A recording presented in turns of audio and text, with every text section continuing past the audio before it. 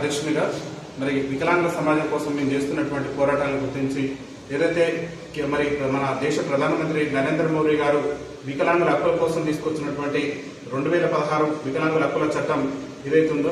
ఆ హక్కుల చట్టాన్ని మరి రాష్ట్ర వ్యాప్తంగా అన్ని రాష్ట్రాల్లో దేశవ్యాప్తంగా కూడా అన్ని రాష్ట్రాల్లో కూడా సమర్థవంతంగా అమలు చేయాలని చెప్పేసి మరి ఆ కమిటీని అమలు చేసేటటువంటి భాగంగా మరి ప్రతి జిల్లా కూడా మరి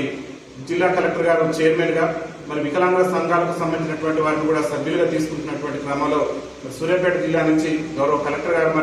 మరి జిల్లా నింబర్గా నాకు అవకాశం కల్పించినందుకు వారికి ప్రత్యేకంగా మా భారత వికలాంగుల హక్కుల పరిరక్షణ సమితి రాష్ట్ర కమిటీ పక్షాన మేము ధన్యవాదాలు తెలియజేస్తున్నాం. ఎందుకంటే మరి జిల్లా కలెక్టర్ గారు అదేవిధంగా జిల్లా కలెక్టర్ గారితో పాటు జిల్లా ఎస్పీ గారు వివిధ అన్ని శాఖల అధికారులు కూడా మరి అన్ని విభాగాల అధికారులు కూడా మరి ఇందులో నింబర్లుగా ఉండేటటువంటి దాంట్లో మరి మేము చేసినటువంటి సామాజిక సేవా కార్యక్రమాలు గుర్తించి మాకు కూడా నింబర్గా అవకాశం కల్పించినందుకు మరి జిల్లా కలెక్టర్ గారికి జిల్లా ఉన్నతాధికారులకి అదేవిధంగా మా వికలాంగుల సంక్షేమ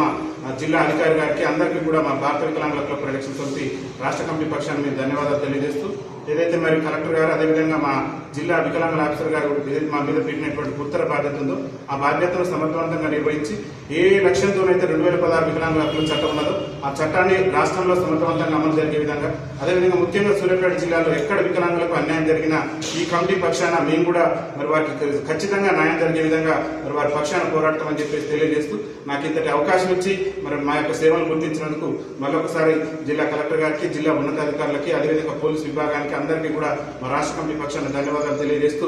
మరి ఈ 2016 వికలాంగుల హక్కుల చట్టాన్ని ఒక సూర్యాపేట జిల్లాలో అన్ని జిల్లాలో కూడా సమర్థవంతంగా అమలు చేయాలని చెప్పేసి ఆకాంక్షిస్తున్నాను.